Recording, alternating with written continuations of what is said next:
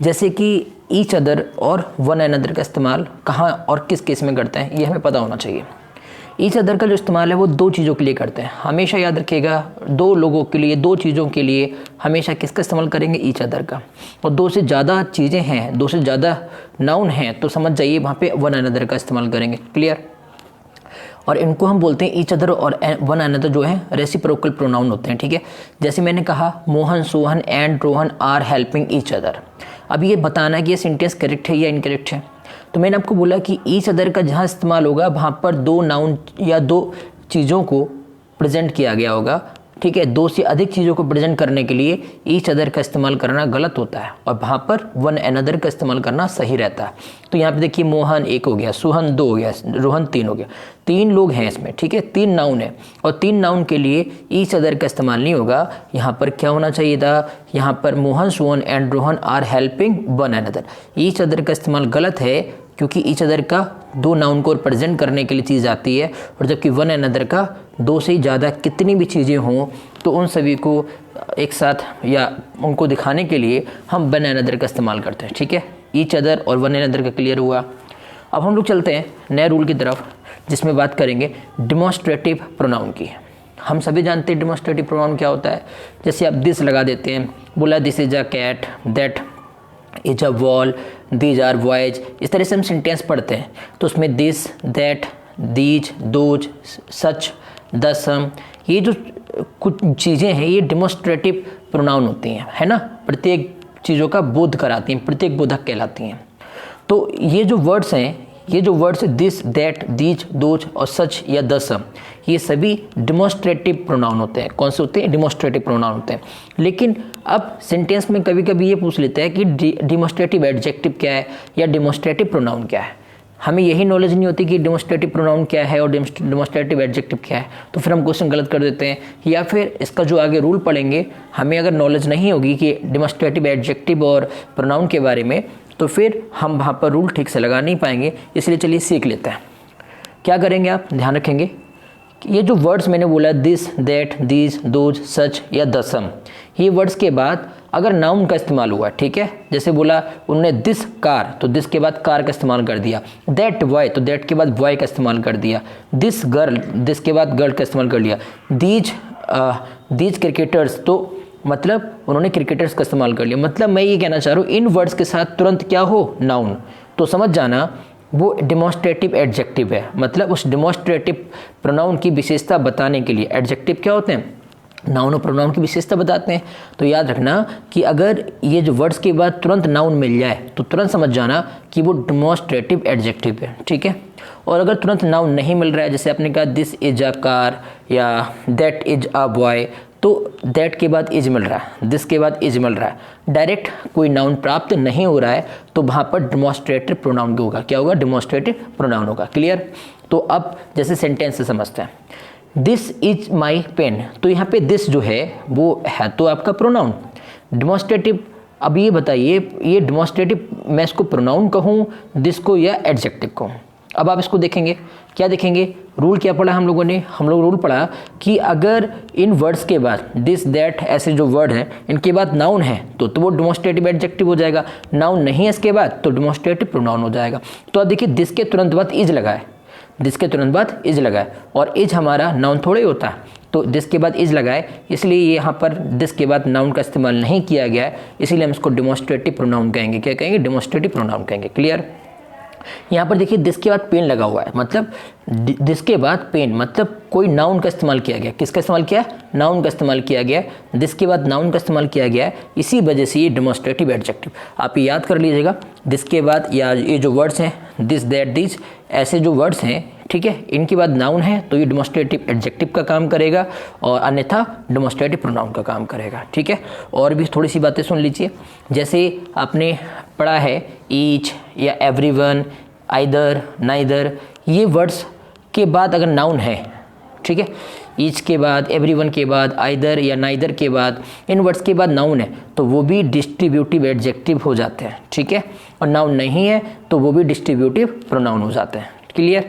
जैसे मैंने आपसे कहा ईच बॉय इज डांसिंग, तो ईच के बाद बॉय आ गया, बॉय मतलब नाउन आ गया, तो यहाँ पर जो ईच है वो डिस्ट्रीब्यूटिव एडजेक्टिव हो जाएगा, ना कि डिस्ट्रीब्यूटिव प्रोनाउन, ठीक है, क्योंकि ईच के बाद तुरंत क्या मिल गया, नाउन मिल गया। यहाँ पे देखिए ईच के बाद नाउन नहीं है, ईच के बाद ऑफ लिखा है इन्होंने, नाउन नहीं दिया है, तो ये डिस्ट्रीब्यूटिव प्रोनाउन कहलाएगा। इस दफ़ा ईच कहलाएगा डिस्ट्रीब्यूटिव प्रोनाउन, और अगर नाउन है तो ये डिस्ट्रीब्यूटिव एडजेक्टिव कहलाएगा, ठीक है। और भी कुछ छोटी छोटी बातें देखिए भाई, जैसे ईच का मतलब होता है प्रत्येक, और एवरी का भी मतलब प्रत्येक होता है, लेकिन याद रखेंगे ईच का इस्तेमाल हम दो चीज़ों को रिप्रेजेंट करने के लिए या दो से अधिक चीज़ों को रिप्रेजेंट करने के लिए इस्तेमाल करते हैं, जबकि एवरी का इस्तेमाल जहाँ भी होगा तो याद रखना वहाँ पर चीज़ें दो से ज़्यादा मौजूद होंगी, ठीक है। मतलब कोई दो चीज़ों के लिए एवरी लगाना गलत है, दो से अधिक चीज़ें, 3 चीज़ें हैं, 4 चीज़ें, 5 चीज़ें, बहुत सारी चीज़ें हैं, तो एवरी आता है। और अगर दो चीज़ें हैं या दो से ज़्यादा हो रही हैं तो वहाँ पर ईच का इस्तेमाल करते हैं, ठीक है। दूसरी बात, आइदर का यहाँ पे अर्थ क्या होता है, दोनों में से कोई एक। अगर कहीं आइदर लगा है उसका मतलब है कि दोनों में से कोई एक, और नाइदर का हिंदी अनुवाद क्या होता है, दोनों में से कोई नहीं, ठीक है, दोनों में से कोई नहीं, क्लियर। और ये जो ईच, एवरी, आइदर, नाइदर मैं आपको पहले ही बता चुका हूँ, ये डिस्ट्रीब्यूटिव एडजेक्टिव की तरह काम करते हैं। किसकी तरह, डिस्ट्रीब्यूटिव एडजेक्टिव की तरह काम करते हैं, ठीक है, ठीक है, जब इनके साथ नाउन नहीं दिया होता है तब। अब देखते हैं भाई, एक फॉर्मूला फॉलो करते हैं और सही सेंटेंस और गलत सेंटेंस में पहचान करते हैं।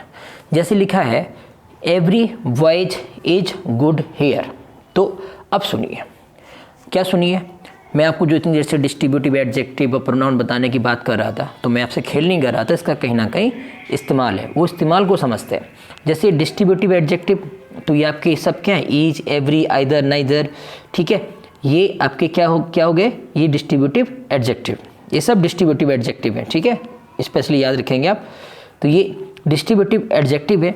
इन डिस्ट्रीब्यूटिव एडजेक्टिव के साथ हमेशा नाउन कैसा रखा जाएगा, सिंगुलर, हमेशा नाउन कैसा रखा जाएगा, सिंगुलर।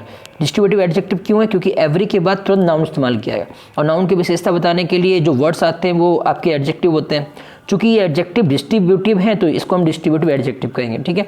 तो एवरी वाइज, एवरी के बाद नाउन दिया, इसका मतलब ये क्या, डिस्ट्रीब्यूटिव एडजेक्टिव हो गया, ठीक है।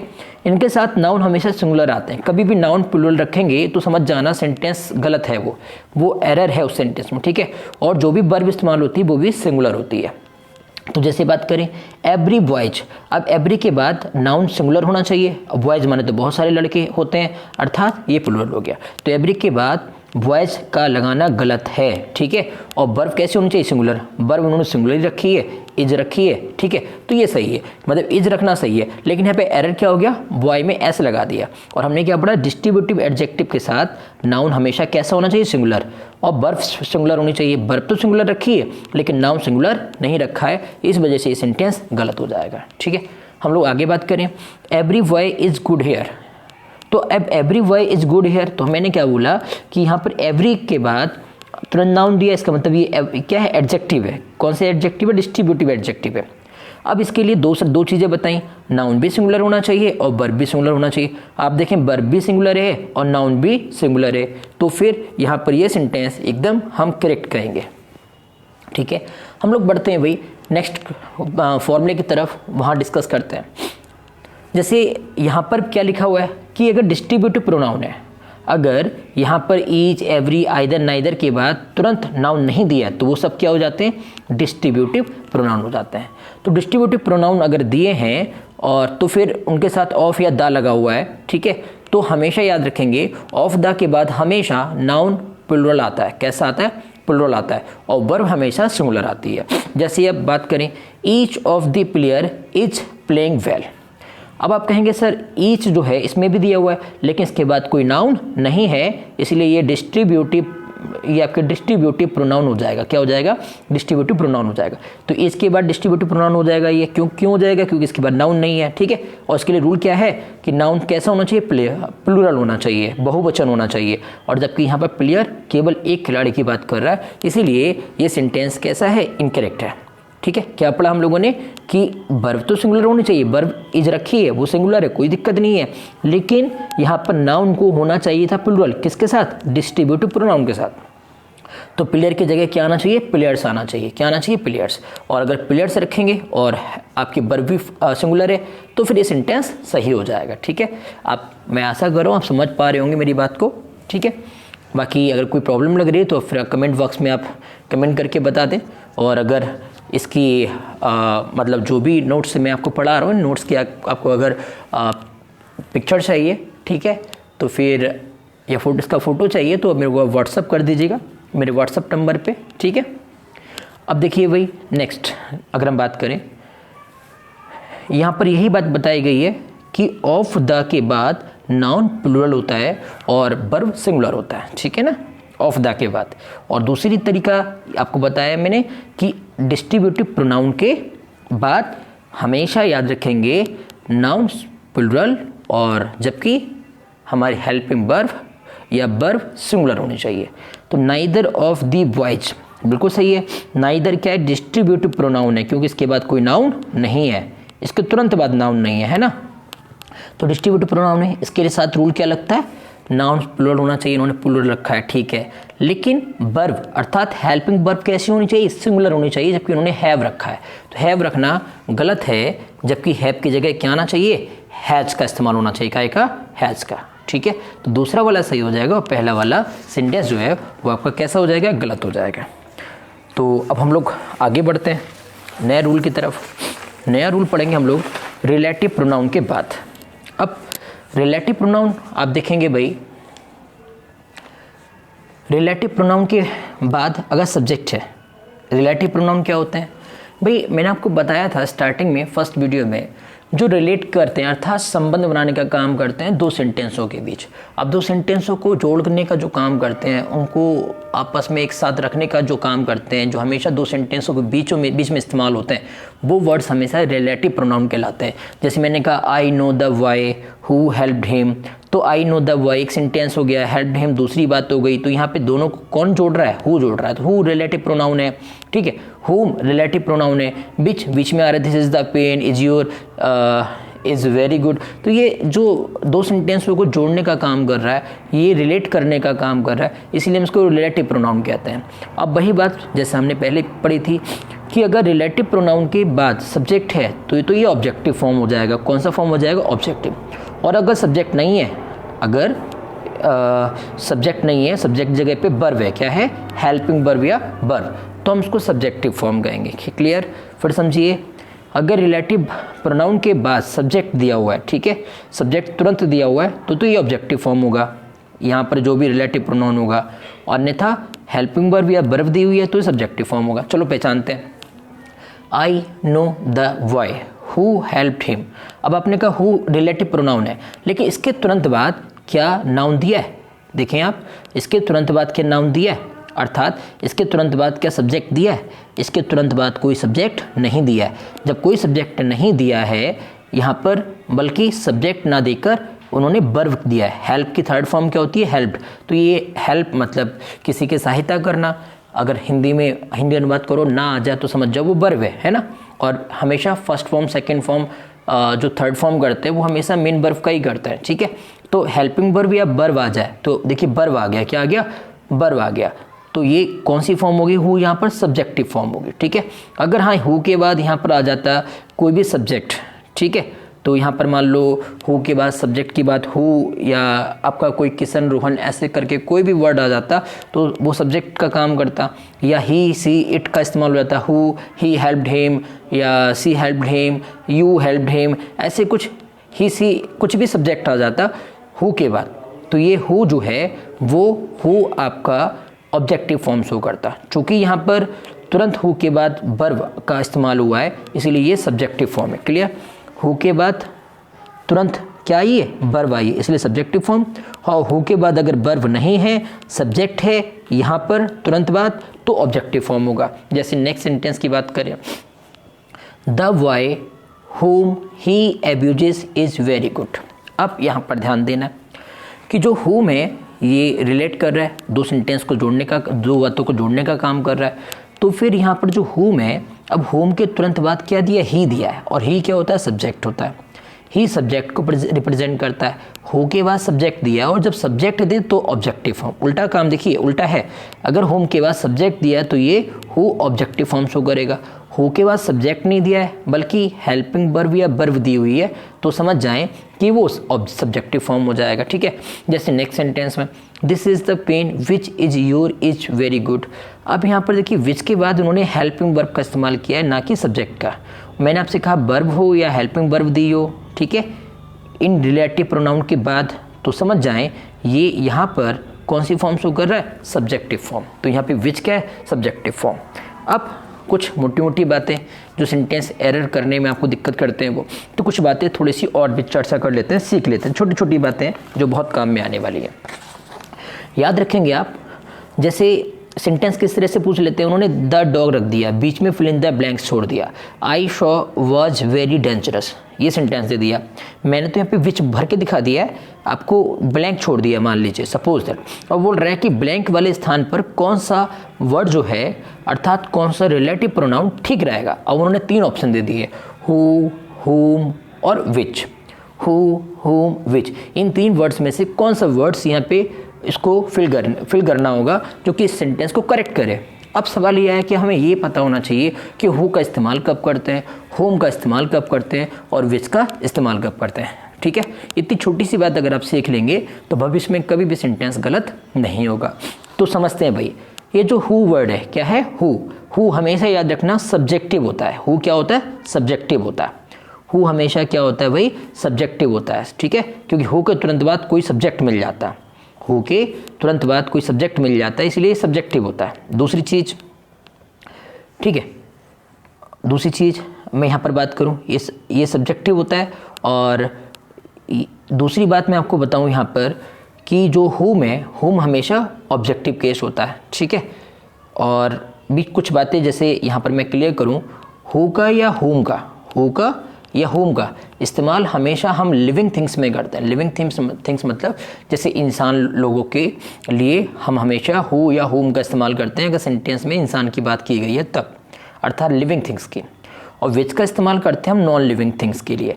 और जो एनिमल्स हैं, एनिमल्स को भी हम नॉन लिविंग थिंग्स, वैसे ये लिविंग थिंग्स होते हैं लेकिन हम इनको नॉन लिविंग थिंग्स मानते हुए, ठीक है, उस कैटेगराइज में रखते हुए हम हमेशा विच का इस्तेमाल करते हैं। तो विच का जितनी भी बेजानदार चीज़ें हैं और एनिमल है, जितनी भी बेजानदार चीज़ें हैं और एनिमल है उनको रिप्रेजेंट करने के लिए विच का इस्तेमाल करते हैं। दैट का इस्तेमाल हम लिविंग चीज़ हो या नॉन लिविंग चीज़ हो दोनों के लिए करते हैं। ठीक है, और यहाँ पर एक हुज है, हुज का जेनेटिव केस होता है या पजेसिव केस होता है, कभी कभी पूछ लेते हैं हुज क्या है, जेनेटिव केस है ये, तो आप ध्यान रखेंगे ऑप्शन जेनेटिव केस या पजेसिव केस दिया होता है। चलिए समझते हैं। The dog which I Shaw was very dangerous. सवाल आया कि यहाँ भरना क्या है। अब भाई हु क्यों नहीं भरा मैंने, हु इसलिए नहीं भरा कि हु इस्तेमाल होता है लिविंग थिंग्स के लिए, और मैंने आपको बोला कि यहाँ पर डॉग दिया हुआ, डॉग या नॉन लिविंग थिंग्स के लिए विच का इस्तेमाल करते हैं। किसका, डॉग मतलब एनिमल्स के लिए, और नॉन लिविंग थिंग्स के लिए विच का इस्तेमाल करते हैं। ठीक है, और हु का या हु का इस्तेमाल, हु का या होम का इस्तेमाल, हु का या होम का इस्तेमाल हमेशा लिविंग थिंग्स के लिए करते हैं जिनमें एनिमल अपवाद है। ठीक है, एनिमल को इन्होंने विच नॉन लिविंग थिंग्स के साथ रखा है, अर्थात विच के साथ। तो याद रखेंगे विच किन के साथ रखते हैं, नॉन लिविंग थिंग्स के साथ, और एनिमल्स के साथ। जितनी भी लिविंग थिंग्स हैं उनके साथ हु या होम का इस्तेमाल करते हैं। दैट का इस्तेमाल दोनों केस में कर लेते हैं, वो तब करते हैं जब हु या होम नहीं दिया होता तब दैट लगा लेते हैं। ठीक है, अब सुनिए ध्यान से। नेक्स्ट सेंटेंस है the boy fill in the blanks दिया, he thought is very sincere. अब हु, हुम, विच में से क्या भरेंगे, चलिए देखते हैं। द बॉय ये क्या, लिविंग थिंग्स है, मतलब ह्यूमंस, मतलब इंसानों में से एक है। और इंसानों को अर्थात लिविंग थिंग्स को दिखाने के लिए या तो हम हु का इस्तेमाल करते हैं या हम होम का इस्तेमाल करते हैं। इतनी बात क्लियर हुई, या तो हु का इस्तेमाल करते हैं या होम का इस्तेमाल करते हैं, और इसमें हु होम दोनों दिए। विच का इस्तेमाल नहीं करेंगे। क्यों नहीं करेंगे विच का इस्तेमाल, क्योंकि विच का इस्तेमाल नॉन लिविंग थिंग्स और एनिमल्स को दिखाने के लिए करते हैं, जबकि यहाँ पर ना तो एनिमल्स हैं और ना तो नॉन लिविंग्स है। तो ये वाला तो पार्ट आपका कैंसिल हो जाता है, ये तो फिल नहीं करेंगे। अब बचे आपके पास 2 वर्ड। आप समझ में अब ये सोचेंगे कि हु भरें या होम भरें। तो यहाँ पर हम ये देखेंगे कि जो हु है, हु हमेशा सब्जेक्टिव केस होता है, मतलब हु के तुरंत बाद सब्जेक्ट कोई ना कोई दिया होगा। मतलब सॉरी, यहाँ पर अगर तुरंत बाद सब्जेक्ट दिया तो हु आता है, और तुरंत बाद ऑब्जेक्ट दिया है, ठीक है, तो वहाँ पर whom भरते हैं। तो यहाँ पर देखिए अगर हम who लगाएंगे, यहाँ पर क्या लगाएंगे, who लगाएंगे, ठीक है, तो who लगाएंगे तो who के तुरंत बाद सब्जेक्ट दिया है, क्या दिया हुआ है, सब्जेक्ट दिया हुआ है। जब who के बाद तुरंत बाद सब्जेक्ट दिया हुआ है, ठीक है, तो who, अब देखिए मैंने आपको बोला ये subjective who, the boy who he thought is very sincere, ये आप लगाते the boy whom he thought is very sincere। अब यहाँ पे थोड़ा सोचना पड़ेगा आपको कि जो who है, मैंने आपको बोला ये सब्जेक्टिव है, सब्जेक्टिव यूज होता है, और whom जो है वो ऑब्जेक्टिव केस में इस्तेमाल होता है, ऑब्जेक्टिव केस में इस्तेमाल होता है, ठीक है। और ऑब्जेक्टिव केस बनता कैसे है, ऑब्जेक्टिव जो केस है वो बनता है जब आपके रिलेटिव प्रोनाउन के बाद क्या दिया हो, सब्जेक्ट दिया हो। तो यहाँ पर तो रिलेटिव प्रोनाउन के बाद सब्जेक्ट दिया हुआ है, ही दिया हुआ है ना, सब्जेक्ट दिया हुआ है, और ये मैंने क्या बोला, होम ऑब्जेक्टिव केस कब बनेगा, याद करो ऑब्जेक्टिव केस बताया था कि जब किसी भी रिलेटिव प्रोनाउन के बाद क्या दिया हो, सब्जेक्ट, और यहाँ पे तुरंत सब्जेक्ट दिया गया। ये चीज़ क्या है, ये चीज़ सब्जेक्ट है, ये चीज़ सब्जेक्ट है, और जो सब्जेक्ट होता है तो वो कौन सी फॉर्म शो करता है, ऑब्जेक्टिव, और ऑब्जेक्टिव के हिसाब से क्या आना चाहिए, यहाँ पर whom आना चाहिए, ठीक है। The why whom he thought is very sincere। Next देखते हैं भाई, जैसे आपका नेक्स्ट सेंटेंस है कि this is the boy who knocks my door. अब देखिए भाई, अब यहाँ पर हमने विच तो नहीं भरेंगे क्योंकि बॉय दिया हुआ है, बेजानदार चीज़ों के लिए हम या जानवरों के लिए इस्तेमाल करते हैं विच। हु और हुम की बात करें तो मैंने आपको क्या बोला, होम का इस्तेमाल तब करेंगे जब तुरंत बाद क्या दिया, कोई सब्जेक्ट दिया।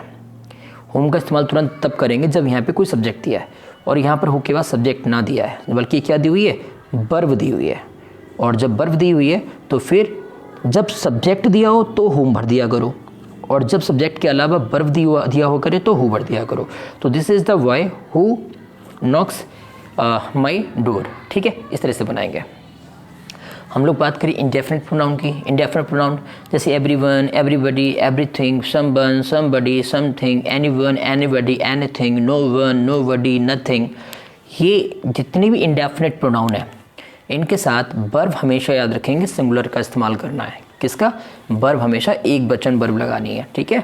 तो याद रखेंगे everyone have helped my brother. Everyone क्या है, इंडेफिनिट, एवरीवन मतलब प्रत्येक। अब कौन से प्रत्येक, पता तो फिक्स थोड़े ही है, तो ये एवरीवन इंडेफिनिट क्या है, प्रोनाउन है।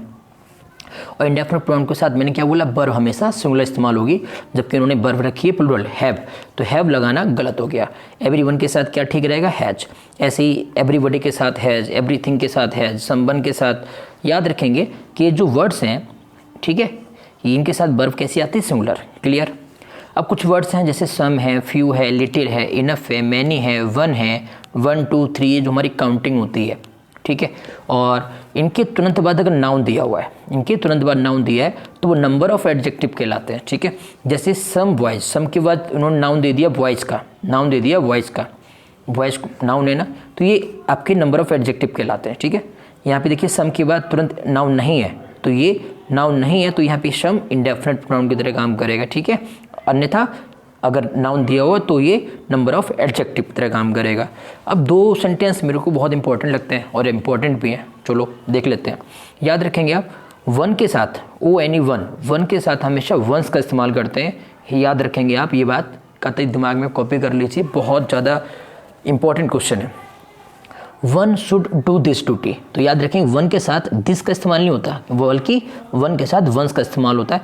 ये वन के साथ वंस रखना ठीक है, ना कि कुछ और, ठीक है। जैसे हम लोग जानते हैं ही के साथ हिच करते हैं, ठीक है, दे के साथ देर का इस्तेमाल करते हैं, बी के साथ अस का इस्तेमाल करते हैं, तो ऐसे ही याद रखेंगे आप, वन के साथ वंस का इस्तेमाल करना ठीक होता है। ये सेंटेंस आप याद रखेंगे। अब इंटरोगेटिव प्रोनाउन क्या होते हैं, हु, हुम, हुज, विच या व्हाट। इनके तुरंत बाद अगर नाउन का प्रयोग नहीं किया, नाउन के बाद नाउन का प्रयोग नहीं किया तो वो इंटेरोगेटिव प्रोनाउन हो गया, और अगर नाउन का प्रयोग किया है तो समझ जाओ वो इंटेरोगेटिव एडजेक्टिव हो गया। जैसे आपने बोला विच इज़ योर पेन, अभी आपको मालूम है ये कब क्यों कैसे वाले सब इंटेरोगेटिव में जाते हैं। अब ये इंटेरोगेटिव में जाएगा अभी, लेकिन इसके तुरंत बाद क्या चीज़ नहीं है, इसके तुरंत बाद नाउन नहीं है, तो ये इंटेरोगेटिव प्रोनाउन है, और तुरंत बाद नाउन है तो ये इंटेरोगेटिव एडजेक्टिव कहलाएगा। ठीक है, तो ये क्या कहलाएगा, इंटेरोगेटिव एडजेक्टिव कहलाएगा। चलिए भाई दोस्तों, आज हम इतना ही रखते हैं, आज के लिए इतना ही रखते हैं भाई, धन्यवाद।